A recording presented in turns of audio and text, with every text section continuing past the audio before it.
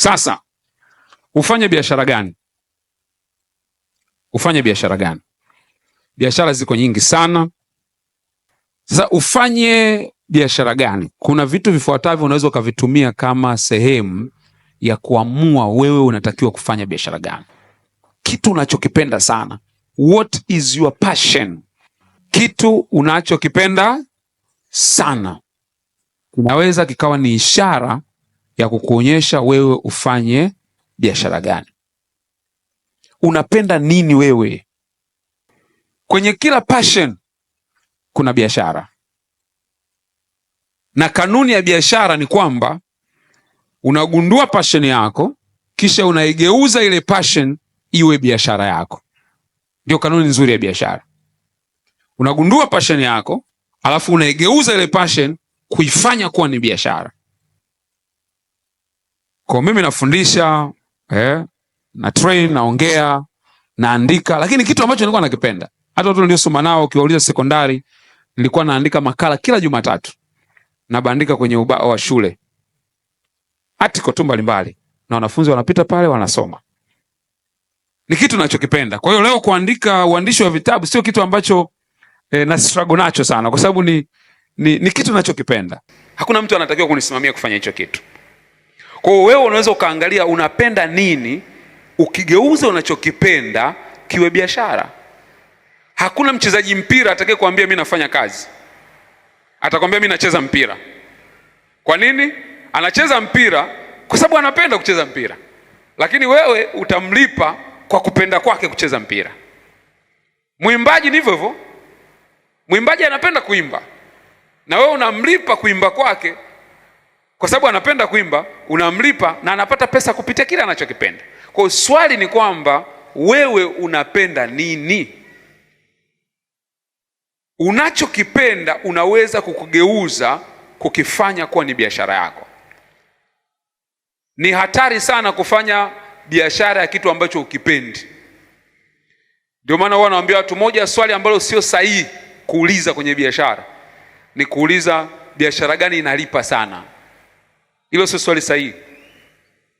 Kwa sababu kwenye kila biashara, nisikilize, kwenye kila biashara ambayo mimi nitasema I say biashara inanilipa na imenitoa, kuna mtu hataki kuisikia kwa sababu imempa hasara, hataki kusikia kabisa. Ni kweli au sio kweli? Kwa kuna mtu mwingine atakwambia I say, yani kuku, achana na kuku. Yani kuku bana, mimi ndo amenifanya hivi niwe hivyo. Kuku nimejenga nyumba, kuku nasomesha watoto, kuku wewe unasema I say, na mimi nataka kwenda kufanya nini? Kufuga. Unafuga tu ule mfugo wa kwanza, mvua. Kuku wote wanasema kuku, sitaki kusikia kabisa habari za kuku. Kwa nini? Sio kila biashara iliyomtoa mtu mwingine itakutoa na wewe. Analyze your passion. Ndio maana wastaafu wengi wakipata hela za kustaafu wanapoteza.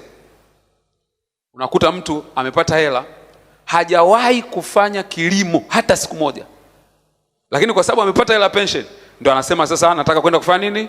Nataka kwenda kufanya kilimo. Utapoteza.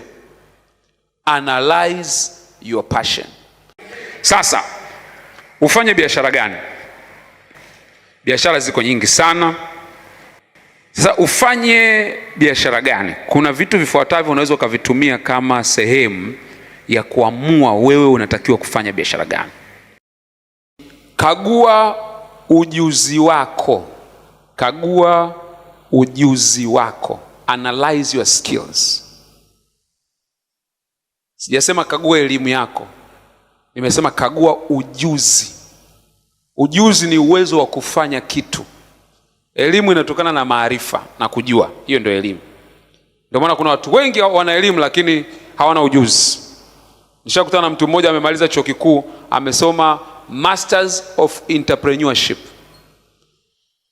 Masters degree ya pili ya ujasiriamali, lakini nilipokutana naye alikuwa ananiomba nimsaidie apate kazi. Kwa maana yake elimu yake haijafanya nini? Haijamsaidia. Kagua ujuzi. Wewe una ujuzi gani? Na ujuzi unaweza ukatokana na vitu vifuatavyo. Moja, inaweza ikatokana na experience, uzoefu wa vitu ambavyo umevipitia. Kwa mfano kesi ya dada yetu pale alikuwa anazungumza mambo ya kupika na kupamba, ile ni kesi ya ujuzi.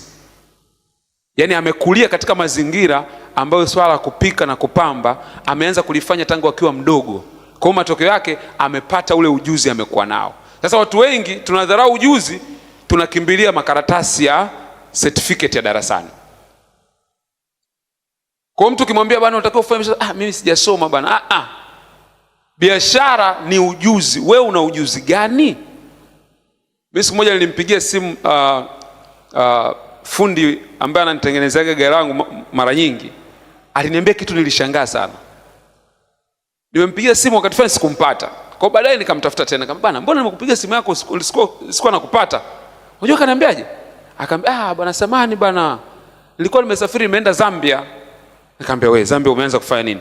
Akasema hamna, kuna gari lilikuwa limeharibika kule, kwa hiyo nikawa nimeitwa kwenda kulitengeneza. Nikasema fundi gari anaweza kawa international. Na huyu jamaa hajasoma, hata akikuandikia hivi unaona kabisa ni mtu ambaye ajua yani kuandika shida, hata spelling kuandika. Lakini ana ujuzi ambao umemvukisha mipaka.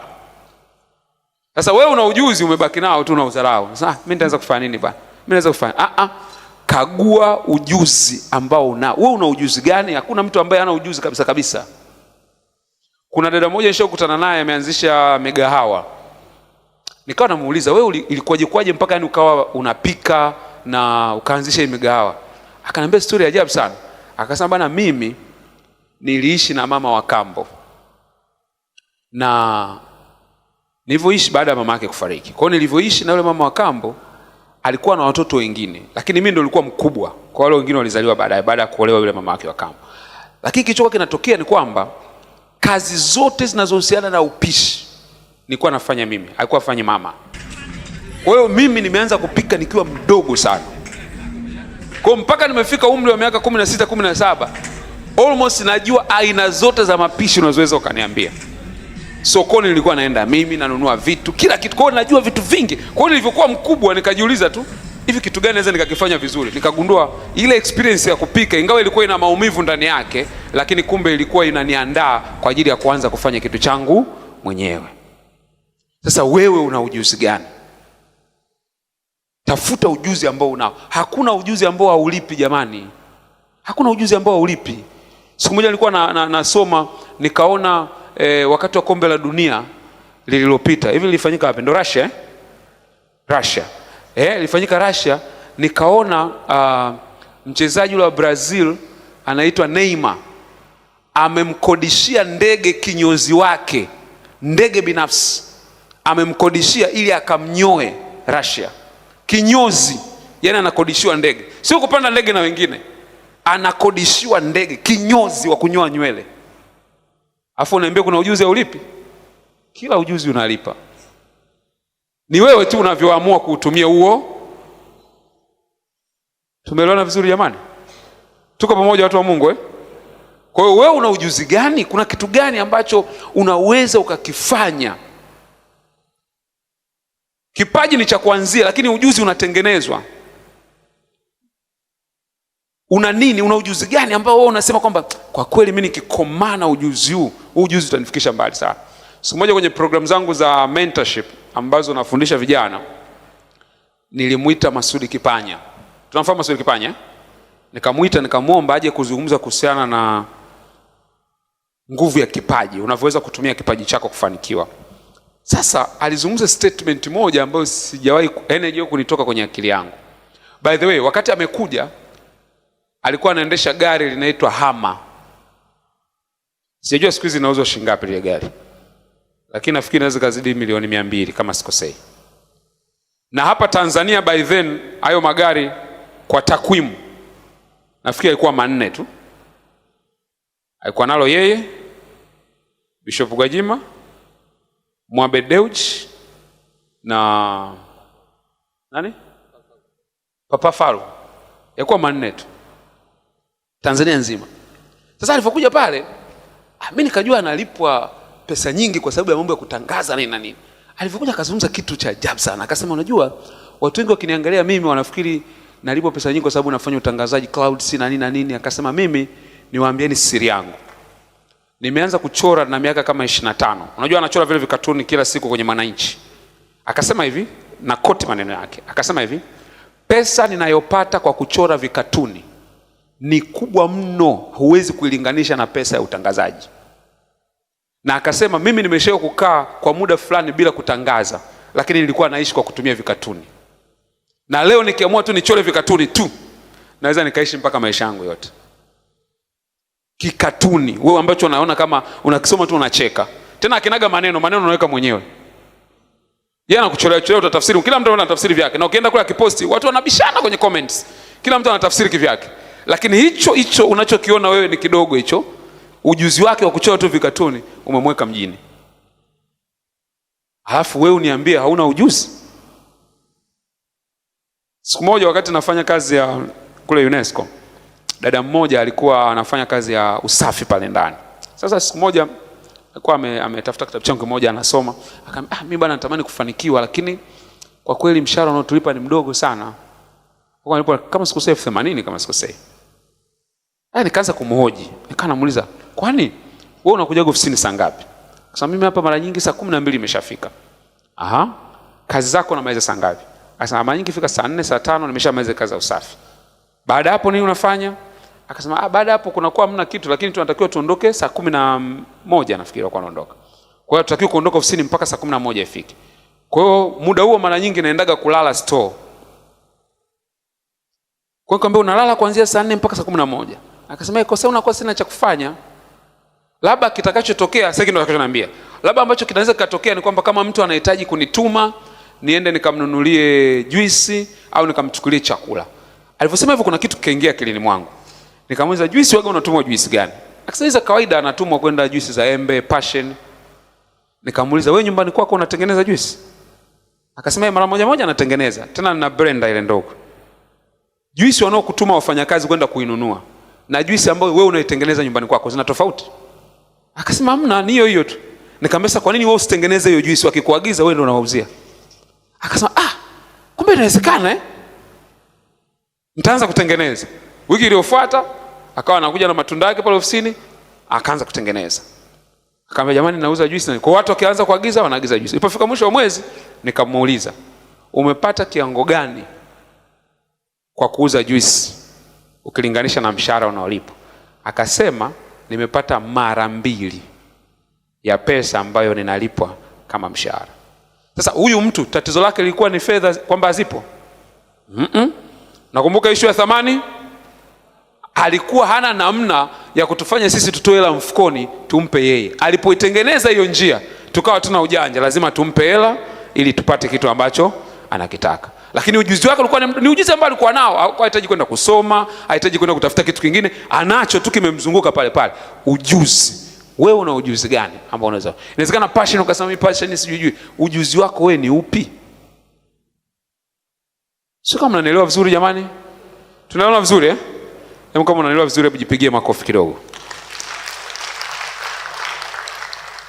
Sasa ninapoeleza hizi passion, ninapoeleza ujuzi, nataka uanze kutafakari wewe ulichonacho ni kipi katika hivyo, na kipi unaweza ukakitumia kama sehemu yako ya kuanzisha biashara yako. Ukiweza kutafsiri vizuri kwako binafsi, maana yake inaweza ikakusaidia. Kwa hiyo inawezekana unaweza kusuka, wewe unaona kama tu ni kitu cha kawaida tu. Kwa dada mmoja pia shaka kunifuata siku moja hivyo, amesoma of course mambo tofauti kabisa, lakini nilipoongea naye nikagundua anapenda sana. Nikamwambia, "Sasa kwa nini usianzishe?" Akawa anasema hana pesa ya kufungua frame ya kuanzisha hiyo saluni. Nikamwambia, "Kwa nini usianzishe mobile salon?" Kuna watu wengi ambao wangependa wasukiwe maeneo yao, kama ambavyo kuna watu wengi, wanaume wengi wangependa pia wanyolewe maeneo yao, lakini wachache wanafanya hivyo. Kama kwa nini usianzishe mobile salon? Na nikafanya naye mentorship kidogo. Akafanya kama miezi 2 3. Sasa nafikiri anaingia mwezi wa 5 au wa 6 hivi. Anafanya hiyo kitu. Na baadaye nikamwambia cha kufanya anza mwenyewe. Ukishaona inaweka, unaajiri watu. Kwa hiyo ukipigiwa simu, unatuma msusi wako, anaenda kufanya nini? Kusuka. Unakuwa unachaji tu premium kidogo kwa sababu wewe ndio unamfuata. Na watu watakuwa willing kufanya hivyo. Wangependa wafanye hivyo vitu nyumbani kuliko kusafiri kwenda kufanyia huko. Lakini chote hicho ni nini? Ni skill. Wewe una ujuzi gani? Kwa hiyo inawezekana hujasoma au una elimu kubwa, lakini issue sio elimu kubwa, issue ni ujuzi. Wewe una ujuzi gani ambao unaweza ukautumia katika kufanya biashara yako? Tumeelewana vizuri mpaka pale? Tuko pamoja eh? Biashara ziko nyingi sana. Sasa ufanye biashara gani? Kuna vitu vifuatavyo unaweza ukavitumia kama sehemu ya kuamua wewe unatakiwa kufanya biashara gani. Usichague biashara ambayo uhitaji wake wa kuimarisha inahitaji pesa nyingi ambazo hazihusiani moja kwa moja na bidhaa unazouza. Nitatoa mfano. Kwa mfano, kuna watu wengi wanafanya makosa. Unakuta anataka kufungua duka la nguo kwa mfano, alafu anakwambia na mtaji labda 2,000,000, alafu gharama za frame ili aweze kuanza kulipa mpaka amezitengeneza ile frame na kila kitu anatumia 1,600,000, alafu nguo zenyewe ndio 400,000. Tunasema hapa una fail, unless kama ni biashara yako ya pili au ya tatu, au kama umejaliwa umepata mtaji mkubwa sana wa kujitosheleza, ambao maana yake kiwango cha mtaji ule working capital utakaoingiza kwenye biashara unatakiwa kikawaida uwe mkubwa kuliko mtaji ambao umezama kwenye vitu ambavyo havihusiani moja kwa moja na biashara. Sio kama umeelewa vizuri? Ni kweli kwamba inahusiana, unahitaji frame, lakini ni ya kiwango gani, ni ya aina gani? Hivyo ni vitu unatakiwa viangalie. Kwa hiyo unapoanzisha biashara usichukue hela nyingi ukaenda kuiweka kwenye kuifungia, maana yake umeifunga, haiwezi kukusaidia moja kwa moja kwenye biashara yako. Ndio unakuta kampuni nyingi za vijana zinakufaga kwa sababu hiyo. Kuna mmoja nilikutana naye siku moja, amefungua duka, amefungua ofisi. Of course ni nzuri kweli kweli. Amenunua furniture kama za milioni 8. Furniture kama za milioni 8. Ofisi ukienda yani ni classic. Lakini kwa nature ya biashara yake hakuna mteja anakujaga pale ofisini. Yaani kwa nature ya biashara yake hakuna mteja anakanyaga pale ofisini. Unajua kuna biashara za hivyo ambazo mtu hatahitaji kuja ofisini kwako, lakini ndo amewekeza. Alafu kule ambako kunahitajika awekeze ili biashara ifanye vizuri, ameweka hela kidogo. Ninavyozungumza nawe sasa hivi alishafunga hiyo ofisi. Naongea naye akasema, nimeamua kwanza nirudi kwanza nianze kufanyia kazi nyumbani. Kaambia sio umeamua, ni kwamba mambo yameshindikana. Kwa hiyo unapoanza biashara usiangalie sana muonekano. Ukifanya hivyo maana yake utaharibu. Pesa nyingi inatakiwa iingie moja kwa moja kwenye bidhaa au kwenye huduma ambao unazalisha. Tumeelewana vizuri jamani? Kwa hiyo ukiona biashara ambayo inachukua pesa nyingi kwenye vitu ambavyo havihusiani moja kwa moja na biashara yako, tafsiri yake ni kwamba hiyo biashara inaweza isiwe sahihi sana kuifanya. Inawezekana unaweza ukaifanya, lakini sio kwa wakati huo, ni kwa wakati mwingine. Ufanye biashara gani? Biashara ziko nyingi sana. Sasa ufanye biashara gani? Kuna vitu vifuatavyo unaweza ukavitumia kama sehemu ya kuamua wewe unatakiwa kufanya biashara gani. Mahitaji ya usimamizi, management requirements. Mahitaji ya usimamizi. Biashara unayotaka kufanya inahitaji usimamizi wa kiwango gani? Je, inahitaji usimamizi kidogo au unahitaji usimamizi mkubwa? Kuna watu wengi sana wamepoteza kwenye biashara kwa sababu wameanzisha biashara ambazo wanahitaji kuwepo kwa 100%, alafu wao wenyewe wanapatikana kwa 20%. Kwa mfano watu wengi walioajiriwa complain yao kubwa inakuwa biashara yangu imekufa kwa sababu sikuwa na muda wa kusimamia. Sasa ni kitu ulikuwa unatakiwa ukifahamu. Ndio maana kuna aina ya biashara kulingana na muda wako pengine hazitakufaa. Utahitaji ile ambayo una muda wa kusoko. Kiwango cha usimamizi, aina ya biashara inatofautiana na kiwango cha usimamizi unaotakiwa. Kwa mfano mtu anaanzisha bucha na yeye mwenyewe ndo anataka kuuza, maana yake lazima awepo hapo asubuhi mpaka nyama inaisha, si ndio? Huwezi ukasema nitaondoka nyama itajiuza yenyewe. Kwa wewe unataka kuanzisha biashara gani? Na wengi biashara zinakufa kwa sababu hana muda wa kusimamia. Na kwenye biashara tunasema hivi, biashara inapoanza lazima uwe na muda wa kutosha wa kusimamia ili kwanza uielewe biashara yako. kabla hujampa mtu mwingine, tunaziita technical skills. Lazima uwe na technical skill ya kufahamu in and out ya biashara yako. Kwa kabla hujasema kwamba mimi nataka kwenda kulima, kuna miaka fulani, miaka 2-3, kuna watu walikuwa wanalimaga mbuyuni. Kuna mtu ashakusikiaga mbuyuni? Iringa kule walikuwa wanalima mbuyuni, wanalima matikiti. Watu wameliwa sana bana kule, kwa sababu walikuwa wanalima kwa WhatsApp. Anapigiwa picha, kumbe shamba sio la kwake. Siku ya kwenda kuvuna shamba alioni. Anauliza sasa shamba liko, na yule anayesimamia hata mimi nashangaa lilikuwa hapa hapa. Walikuwa wanasingizia kwamba kuna wanalogana kwamba amjasikia hizo story. Mimi nimesikia watu wengi ambao wamekuwa victim wa hicho kitu. Yaani unatuma hela kupalilia, wanakupigia mahesabu pa nini ekari moja si nini, unatuma hela. Akwambia mambo safi, wanakupigia picha shamba ambalo sio la kwako. Sio nini na nini matikiti, wanaenda kupiga picha sio ya kwako. Wewe unachekelea huko, unatoa na ushuhuda. Kwa kweli Mungu amenipigania mwaka huu, matikiti yangu ni size ya kama vichwa vitatu vya watu wazima. Kumbe hamna kitu. Sasa ikifika ule muda wa kwenda kuvuna ule, yule uliokuwa anakusimamia sasa, kuna kamchezo fulani walikuwa wanachezaga. Wanajifanya kama wamechanganyikiwa kwamba shamba limepotea, ni hawalioni, halijulikani liko wapi. Lakini kuna vitu ambavyo vinahitaji usimamizi. Usianzishe biashara ambayo huwezi kuisimamia. Usianzishe biashara, utafeli. Unahitaji uwe na uwezo wa kuisimamia. Na kwenye biashara ukiwepo mwenyewe na ukiondoka tu, hata kama ni siku 2 siku 3, mapato yatatofautiana. Kama kuna mtu anafanya biashara na watu hapa atakubaliana na mimi. Usipokuwepo, unless kama biashara yako imeshaimarika sana na ina mifumo inayojiendesha yenyewe. Lakini otherwise tofauti itakuwa kubwa sana. Tumeelewana vizuri eh? Nini ukiangalie au ufanye biashara gani, maamuzi yako yanatakiwa yaongozwe na nini? Tafuta biashara ambayo inaweza kukua. Inaweza kukua. Nilizungumza mwanzoni kwamba